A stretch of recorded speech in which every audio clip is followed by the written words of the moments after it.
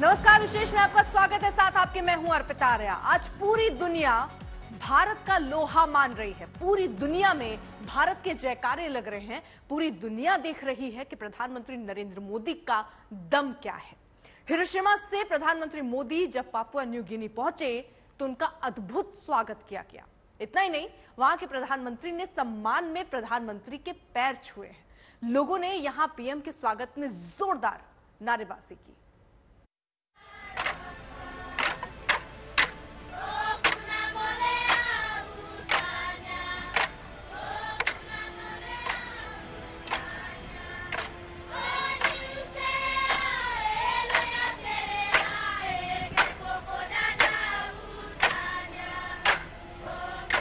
ये तस्वीरें चीन की टेंशन बढ़ाने वाली है। चीन के विस्तारवादी रवैये पर पानी फेरने वाली है। चीन के आर्थिक चंगुल वाले जाल को तोड़ने वाली है।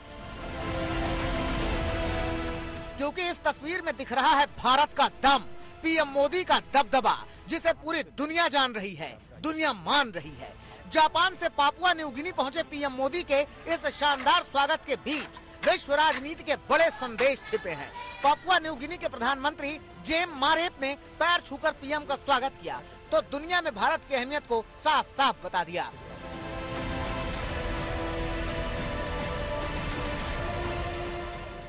बड़ी बात यह है कि पापुआ न्यू गिनी में सूर्यास्त के बाद किसी भी नेता के औपचारिक स्वागत की परंपरा नहीं है, लेकिन पीएम मोदी के लिए यहां नई परंपरा गढ़ी गई।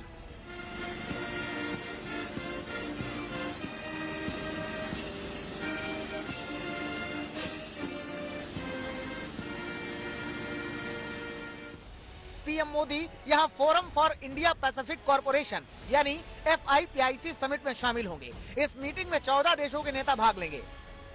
पीएम मोदी का पापुआ न्यू गिनी का दौरा इसलिए भी अहम है क्योंकि चीन लंबे समय से इस इलाके पर नजर जमाए हुए है और पापुआ न्यू गिनी को अमेरिका के खिलाफ हथियार के तौर पर इस्तेमाल करने की कोशिश में है।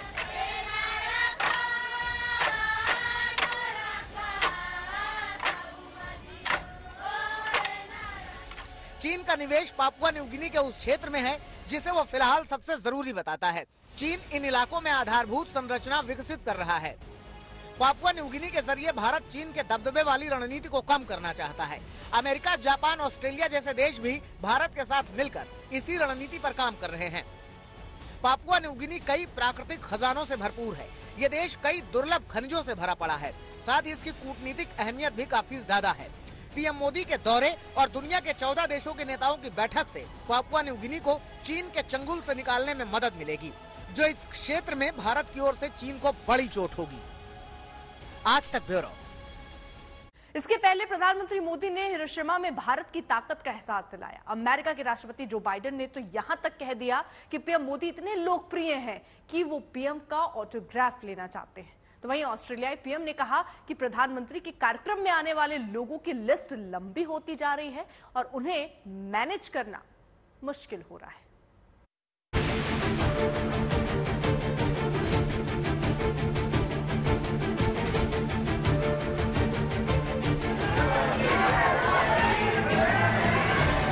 दुनिया ने एक बार फिर देखा मोदी का दम।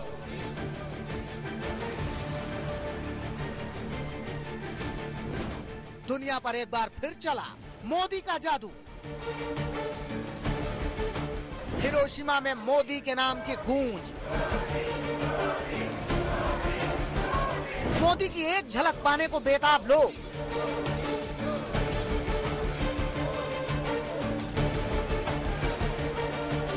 दुनिया के दिग्गजों ने माना मोदी का लोहा।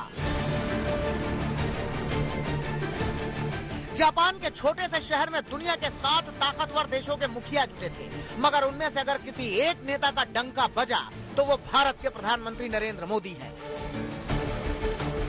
दुनिया भर के नेता मोदी से मिलना चाहते हैं। बड़े बड़े देशों के ताकतवर नेता उन्हें गले लगाना चाहते हैं, उनकी बातें सुनना चाहते हैं।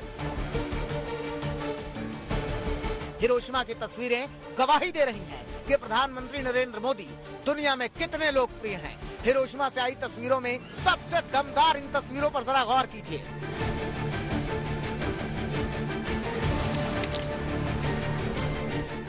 जो बाइडेन और पीएम मोदी की इन तस्वीरों से निकला संदेश बताता है कि दुनिया में भारत की हैसियत कितनी बड़ी है।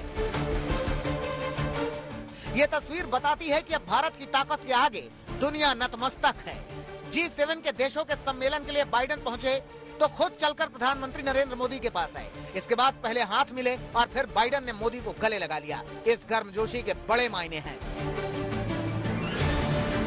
टेम्परेचर जो है वो हल्की हल्की ठंड है, टेम्परेचर में एकदम ही गर्मी नहीं है, लेकिन इस हिरोशिमा में इतने सारे देशों के 7 देशों के लीडर्स के जो मीटिंग्स चल रहे हैं उसमें बहुत गर्मी पैदा हो रही है। और उनमें से एक मीटिंग था हमारे प्रधानमंत्री नरेंद्र मोदी जी के साथ अमेरिकन प्रेसिडेंट जो बाइडेन का। और ये मीटिंग जो बाइडेन खुद आए और उनको और दोनों गले लगे। ये मीटिंग तब हो रहा है जब नाटो के साथ रूस का रिलेशन बहुत ही खराब की तरफ जा रहे हैं। ये मीटिंग तब हो रही है जब सबको लग रहा है कि इंडिया की जरूरत है। ये मीटिंग तब हो रही है जब सबको लग रहा है कि only India can play that role and जब ये दुनिया में शांति ला सकते हैं। इससे भी दिलचस्प है वो बातचीत जो बाइडेन और मोदी के बीच क्वाड मीटिंग के दौरान हुई। बाइडेन ने पीएम मोदी से कहा, पीएम मोदी आप हमारे लिए मुश्किल पैदा कर रहे हैं। अगले महीने आपके लिए वॉशिंगटन में डिनर का आयोजन है। देश का हर आदमी उसमें आना चाहता है। हमारे लिए टिकट कम पड़ रहे हैं। आप सोच रहे होंगे कि मैं मजाक कर रहा हूँ। मेरी टीम से पूछ लीजिए। मुझे ऐसे लोगों के फोन आ रहे हैं जिनके बारे में पहले नहीं सुना।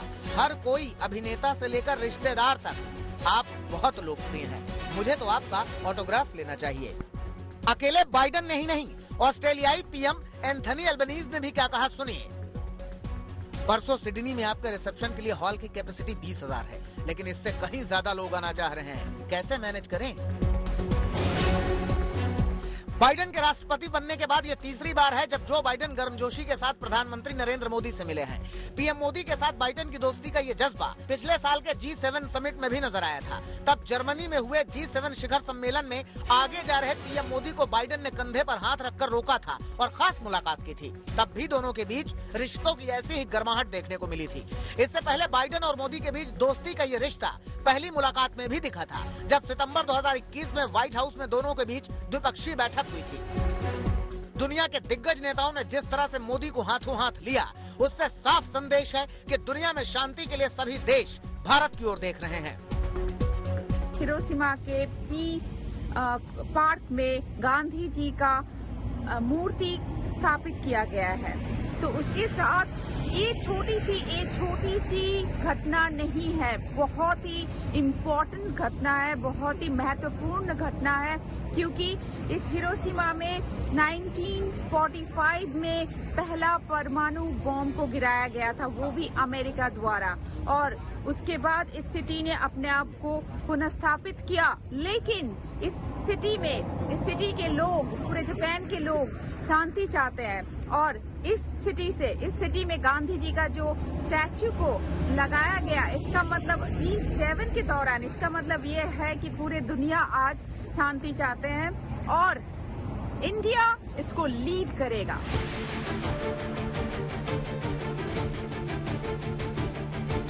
हिरोशिमा में दुनिया के कई दिग्गजों के साथ मोदी की इन तस्वीरों ने जता दिया कि दुनिया के हर मंच पर उनकी बात को ध्यान से सुना जाता है। ब्रिटेन के प्रधानमंत्री भारतीय मूल के ऋषि सुनक से पीएम मिले तो उनको स्नेह से गले लगा लिया।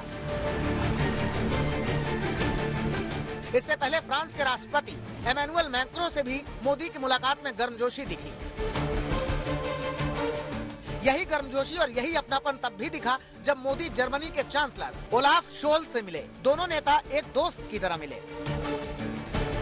जो बाइडेन के साथ हमारे मोदी जी का जो मीटिंग है बहुत ही महत्वपूर्ण मीटिंग है और हम देखेंगे कि मीटिंग के बाद ये लोग मीटिंग के बाद ये लोग क्या क्या डिसाइड करने वाले हैं।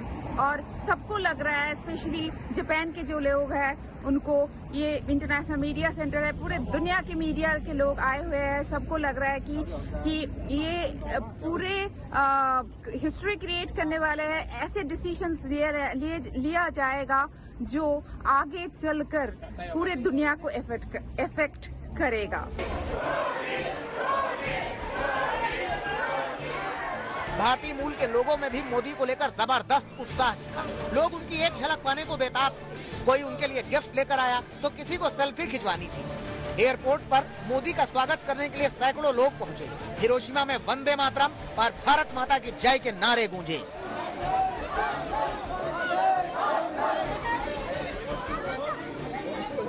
पूरी दुनिया का कोई भी लीडर हो, आज मोदी जी से सलाह करता है, बात करता है, उनकी बातों को मानता है। हिरोशिमा में मोदी की गूंज और उनका क्रेज हर कदम पर दिख रहा है और यही सही मायनों में बदलते भारत की तस्वीर है। हिरोशिमा से नूपुर तिवारी के साथ आज तक ब्यूरो। दुनिया भारत का दम देख रही है। दुनिया के बड़े देशों को यकीन है कि भारत ही वो देश है जो वैश्विक संकटों का समाधान कर सकता है। इसलिए यूक्रेन के राष्ट्रपति जेलेंस्की ने भी प्रधानमंत्री मोदी से मुलाकात की। पीएम ने भी जेलेंस्की को भरोसा दिलाया कि रूस और यूक्रेन के बीच जारी जंग को खत्म करने के लिए वो जरूरी कदम उठाएंगे।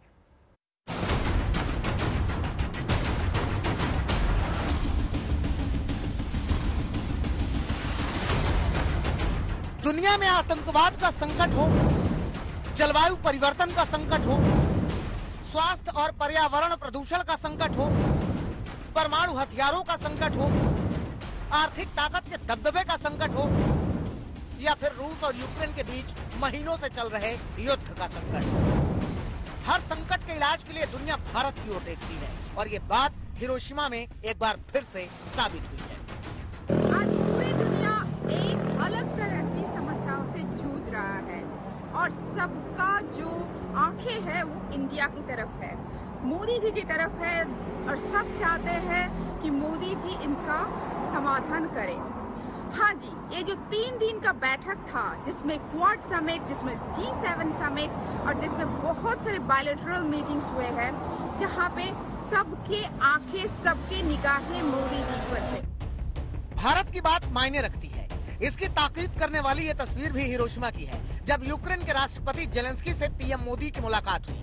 बात और मुलाकात इसलिए अहम है क्योंकि इस तस्वीर से दुनिया को युद्ध विराम और शांति की उम्मीद है। जेलेंस्की जानते हैं कि रूस भारत का करीबी है, लेकिन इसके बाद भी उनकी सुलह की उम्मीदें भारत पर ही आकर टिकती हैं। युद्ध के बाद पहली बार पीएम मोदी से जेलेंस्की की मुलाकात हुई और मोदी ने जो कुछ भी कहा उससे साफ हो गया कि क्यों इस जंग को खत्म कराने के लिए दुनिया भारत की तरफ देख रही है। पिछले साल जब हमारे बच्चे यूक्रेन से वापस आए तब उन्होंने परिस्थितियों का जो वर्णन किया उसमें मैं आपकी वेदना और यूक्रेन के नागरिकों की वेदना भली भांति समझ पाता था, उसका अंदाज लगा पाता था और मैं आपको विश्वास दिलाता हूं कि इसके समाधान के लिए भारत और निजी रूप से मैं स्वयं, हमसे जो कुछ भी हो सकता है हम अवश्य करेंगे। मोदी ने भरोसा दिया कि वो निजी तौर पर जंग खत्म कराने के लिए कोशिश करेंगे। जाहिर तौर पर यह यूक्रेन के लिए काफी राहत वाली खबर है। बहुत महीने से जेलेंस्की ट्राई कर रहे थे कि नरेंद्र मोदी जी से मिलने के लिए। जब नरेंद्र मोदी जी को, जब भारत को G7 का न्योता मिला, तब जेलेंस्की तब भी ट्राई कर रहे थे कि उनसे मिलने के लिए। फाइनली यहाँ पे हिरोशिमा में दोनों मिले। हाँ, हिरोशिमा में दोनों मिले और दोनों में मीटिंग हुए, क्योंकि भारत के जो रोल है इस युद्ध में, इसका ये किसी के पक्ष नहीं ले रहे हैं, लेकिन जो नेटो के मेंबर्स हैं स्पेशली और जापान भी और यूक्रेन, डेफिनेटली वो लोग